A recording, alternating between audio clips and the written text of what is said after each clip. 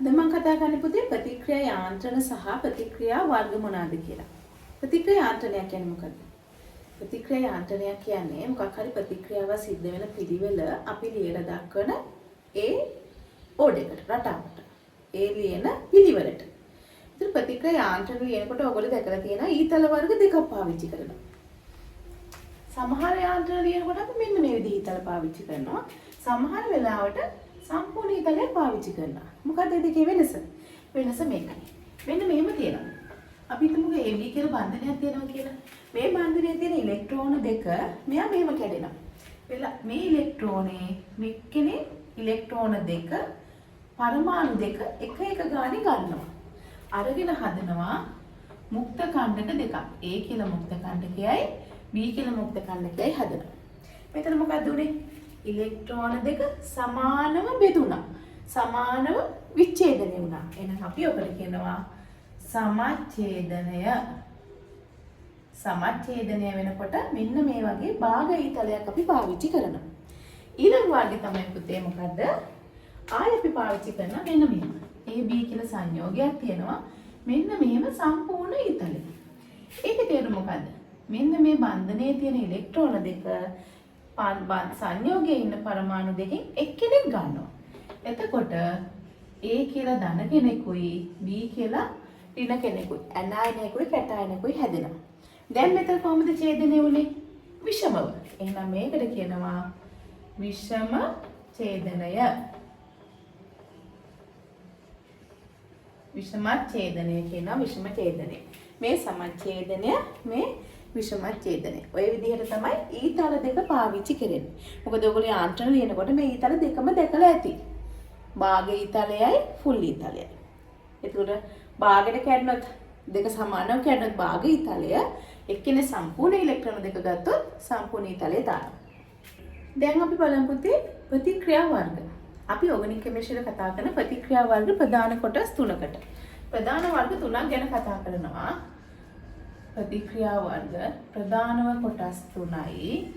ඒ තමයි අපි කතා කරනවා ආකලන ප්‍රතික්‍රියා. ආකලන ප්‍රතික්‍රියා ඊළඟට කතා කරනවා ආදේශ ප්‍රතික්‍රියා ඊළඟට කතා කරනවා ඉවත් වීම. මේ වගේ පුතේ අපිට ස්ට්‍රැටජිස් එකේ පොඩි ප්‍රශ්නයක් එන්න පුළුවන්. වගුවක් දීලා අපිට අහන්න පුළුවන් ප්‍රතික්‍රියා වර්ග ටික දීලා මේ අදාළ ප්‍රතික්‍රියාවේ මොකද යාන්ත්‍රණය? යාන්ත්‍රණේ නම ලියන්න. ඔය විදිහේ ප්‍රශ්න එන්න පුළුවන්. MCQ ප්‍රශ්න එන්නත් පුළුවන්. වර්ග තුනයි ආකලන ආදේශ ඉවත් වීම. මොකද පුතේ ආකලන කියන්නේ? ආකලන හුරු නෑ අපිට වචන අලුත් වචනනේ. අපි ආදේශ බලමු. ආදේශ කියන්නේ මොකද්ද? කෙනෙක් වෙනුවට කෙනෙක් දානවා. ඉවත් වීමක් දානවා. මොකද? තියෙන කෙනෙක් ගැලවෙලා අයින් වෙනවා. එහෙනම් ආකලන කියන්නේ මොකද්ද? අලුතෙන් කෙනෙක් ඇවිල්ලා සෙට් වෙනවා. කොහෙටද අලුත් කෙනෙක් සෙට් වෙන්න පුළුවන්? අසන්තෘප්ත හයිඩ්‍රෝකාබන වලට. මොනවද අසන්තෘප්ත හයිඩ්‍රෝකාබන තියෙන සංයෝග? ඇල්කීන, ඇල්කයින වගේ අසන්තෘප්ත හයිඩ්‍රෝකාබන තියෙනවා නම්. කියන්නේ ෆයි බන්ධනයක් තියෙනකොට මොකද්ද වෙන්නේ? ෆයි බන්ධනේ ඇරිලා එතනට ඒ කාබන් දෙකට අලුතෙන් දෙන්නෙක් ඇවිල්ලා සෙට් වෙන්න පුළුවන්. එතකොට අපි කියනවා හිටපු දෙන්නෙක් නෙමෙයි සංයෝගයට අලුතෙන්ම දෙන්නෙක් ඇවිල්ලා සෙට් වුණා. එහෙනම් මොකද්ද? ආකලන ප්‍රතික්‍රියාවක්. ආදේශ කියන්නේ ඉන්න කෙනෙක් ගැලවිලා ගිහිල්ලා වෙන කෙනෙක් ඇවිල්ලා බැඳෙනවා. ඉවත් වෙනවා කියන්නේ ජල අණුවක් වගේ ඉන්න අණුවක් ගැලවිලා ඉවත් වෙනවා. හරි පුතේ. ආකලන ආදේශ අපි ආයි කොටස් දෙකකට බෙදනවා. ඔයගොල්ලෝ අහලා ඇති වචන දෙකක්. ඉලෙක්ට්‍රෝෆිලික ආකලන ප්‍රතික්‍රියා, ඉලෙක්ට්‍රෝෆිලික ආදේශ ප්‍රතික්‍රියා. ආයි කියනවා නියුක්ලියෝෆිලික ආකලන ප්‍රතික්‍රියා, නියුක්ලියෝෆිලික ආදේශ ප්‍රතික්‍රියා. අලුත් වචන දෙකක් ආවා. මොකද වචන දෙක? ඉලෙක්ට්‍රෝෆයිලය, නියුක්ලියෝෆයිලය. ඉලෙක්ට්‍රෝෆයිලය කියන්නේ මොකද්ද පුතේ? ඉලෙක්ට්‍රෝෆයිලය කියනවා අපි නමෙම තියෙනවා. ඉලෙක්ට්‍රෝන ඌන කට්ටිය. ඉලෙක්ට්‍රෝන අඩු කට්ටිය. නියුක්ලියෝෆයිලය කියනවා ඉලෙක්ට්‍රෝන වැඩිපුර තියෙන කට්ටිය. නියුක්ලියෝ. ඒගොල්ලන්ට ධන තමයි අඩු. නියුක්ලියෝ න්‍යෂ්ටි තමයි ඒගොල්ලන්ට ඕනි. අරගොල්ලෝ ඌන වෙලා හොය යන්නේ ඉලෙක්ට්‍රෝන. ඉලෙක්ට්‍රෝෆයිල මොනවද කරන්නේ? ඒගොල්ලෝ ඉලෙක්ට්‍රෝන හොය යන්නේ. නියුක්ලියෝෆයිල මොනවද කරන්නේ? ඒගොල්ලෝ න්‍යෂ්ටි. න්‍යෂ්ටි කියන්නේ ධනාරෝපිත කට්ටිය හොය යන්නේ. ධනාරෝපිත කට්ටිය හොයනවා කියන්නේ ඒගොල්ලෝ ඍණාරෝපිතයි. ඉලෙක්ට්‍රෝන ඝනත්වය වැඩි කට්ටිය. ඉලෙක්ට්‍රෝෆයිල හොයන්නේ ඉලෙක්ට්‍රෝන. එහෙනම් ඒගොල්ලෝ මොන ආරෝපණය වෙන්න ඕනිද? ඒගොල්ලෝ ධනාරෝපිතයි. නියුක්ලියෝෆයිල හොයන්නේ න්‍යෂ්ටි. න්‍යෂ්ටිකාමී. න්‍යෂ්ටිකකාමී කියලා අපි කියන්නේ. න්‍යෂ්ටි ඒගොල්ලෝ හොයන්නේ. එහෙනම් ඒගොල්ලෝ න්‍යෂ්ටි කියන්නේ ධනාරෝපිත කොටසන්නේ. ධන හොයන්නේ. එහෙනම් ඒගොල්ලෝ ඍණාරෝපිත වෙන්න ඕනේ. එහෙනම් පුතේ ඉලෙක්ට්‍රෝෆයිල නියුට්‍රෝෆයිල කියන එකේ තේරුම තමයි ඉලෙක්ට්‍රෝෆයිල කියන්නේ ඉලෙක්ට්‍රෝන ඌන කට්ටිය ඒගොල්ලෝ න්‍යෂ්ටි හොයාගෙන ගිහිල්ලා පහර දීලා බන්ධනයක් හදා ගන්නවා. නියුක්ලියෝෆයිල කියන්නේ ඉලෙක්ට්‍රෝන ඝනත්වය වැඩි කට්ටිය ඒගොල්ලෝ ධනාරෝපිත කාබෝකැටයන වගේ කට්ටිය හොයාගෙන ගිහිල්ලා පහර දීලා බන්ධන හදා ගන්නවා. එතකොට ආකලන ප්‍රතික්‍රියාවට මුලින් පහර දෙන්නේ ඉලෙක්ට්‍රෝෆයිලයක් නම් ඒකට අපි කියනවා ඉලෙක්ට්‍රෝෆිලික ආකලන ප්‍රතික්‍රියා. ආකලන ප්‍රතික්‍රියාවට මුලින් ඇවිල්ලා පහර දෙන්න ඉලෙක්ට්‍රෝන ඕන ඉලෙක්ට්‍රෝෆයිලයක් නම් අපි කියනවා ඉලෙක්ට්‍රෝෆිලික ආකලන ප්‍රතික්‍රියාවක් කියලා. මුලින් පහර දෙන්නේ ඉලෙක්ට්‍රෝන ඝනත්වය වැඩි න්‍යෂ්ටිකාමී කැලලක් නම් ඒ කියන්නේ ඍණාරෝපිත කෙනෙක් නම් අපි කියනවා නියුක්ලියෝෆිලික ආකලන ප්‍රතික්‍රියා කියලා. එහෙනම් මෙන්න මෙතන වර්ග දෙකයි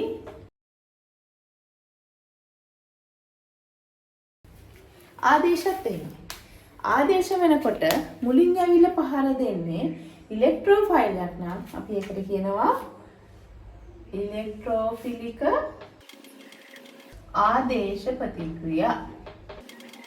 මුලින් ඇවිල්ලා පහර දෙන්නේ නියුක්ලියෝෆයිලයක් නම් අපි ඒකට කියනවා නියුක්ලියෝෆිලික ආදේශ ප්‍රතික්‍රියා.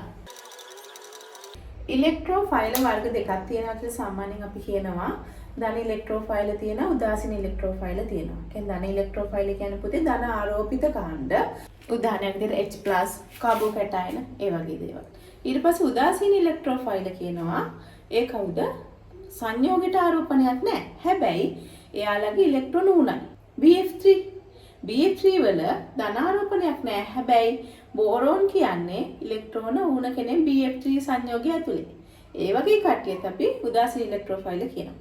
නියුක්ලියෝෆයිල පුතේ වර්ග දෙකක් ගන්න පුළුවන්. ධන ආරෝපිත ඍණාරෝපිත නියුක්ලියෝෆයිල තියෙනවා.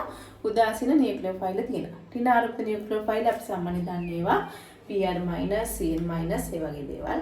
ඒතර උදාසීන නියුක්ලියෝෆයිල වෙනවා ඇමෝනියා අණුව, ජල අණුව. ඒගොල්ලන්ගේ එකසර තියෙනවා. ඉලෙක්ට්‍රෝන ඝනත්වය වැඩි වෙලා තියෙනවා. හැබැයි ඍණාරෝපණය නැහැ. ඒවට අපි කියන උදාසීන නියුක්ලියෝෆයිල. ඔය වර්ග දෙකෙන්ම සිද්ධ. ඔය කවුරු ආවා සිද්ධ කරන්නේ ආකලනයක් නම් ඉලෙක්ට්‍රෝෆිලික ආකලනයක්, නියුක්ලියෝෆිලික ආකලනයක්. ආදේශයක් නම් සිද්ධ වෙන්නේ ඔය වර්ග දෙකෙම පුළුවන් ඉලෙක්ට්‍රෝෆිලික ආදේශ වෙන්න, නියුක්ලියෝෆිලික ආදේශ වෙන්න. ඉවත් වීම ප්‍රතික්‍රියාව කියන්නේ පුතේ මතකද කතා කරනවා අපි ඇල්කොහොලයකින් ඇල්කීල් නිෂ්පාදනය කරන්න පුළුවන් අපිට. ඇල්කොහොලයක් තියෙනවා. මේ විදිහට ඇල්කොහොලයක් තියෙනවා. මතකද ඇල්කීල් නිෂ්පාදනයේදී අපි කියනවා ඇල්කොහොලයට පුළුවන් ජල අණුවක් ඉවත් කරලා මෙන්න මෙතන අමතර බන්ධනයක් හදාගන්න. ඔන්න ඔය වෙලාවේ මොකද්ද වෙන්නේ? මේ තියෙන OH එකත් මේ H එකත් ගැලවිලා එළියට ජල අණුවක් පිට වෙනවා. අපි මේකට සාන්ඩ් සල්ෆියුරික් දාලා 170ට වගේ රත් කරන්න. මෙන්න ඉවත් වුණා ජල අණුව. මේ වගේ වෙලට තමයි අපි කියන්නේ ඉවත් වීමේ ප්‍රතික්‍රියා කියලා. එනම් පුතේ ප්‍රතික්‍රියා වර්ග තුනයි ආකලන ආදේශ ඉවත් වීම. ඉලෙක්ට්‍රෝෆිලික ආකලන ප්‍රතික්‍රියාවකට උදාහරණයක් අපිට කියන්න පුළුවන් ඇල්කීනියට HBr ආකලනය. නියුක්ලියෝෆිලික ආකලනයකට අපිට උදාහරණයක් කියන්න පුළුවන් ඇල්ඩිහයිඩ් සයනයිඩ් එක ප්‍රතික්‍රියා කිරීම. අපි ඔය ඉස්සරහට කතා කරනවා. එතකොට අපි කතා කරමු මොනවද මේ වර්ග කියලා. ඉලෙක්ට්‍රෝෆිලික ආදේශයකට අපිට උදාහරණයක් විදිහට කියන්න පුළුවන් බෙන්සීන් නයිට්‍රෝකරණය. ඊළඟට නියුක්ලියෝෆිලික ආදේශයකට උදාහරණයක් අපිට කියන්න පුළුවන් ඇල්කිල් හේලයිඩ් වල ජල විච්ඡේදනය. ඉවත් වීමට උදාහරණයක් තමයි ඇල්කොහොල වලින් ඇල්කීන නිෂ්පාදනය. එන්න ප්‍රතික්‍රියා වර්ග ටික.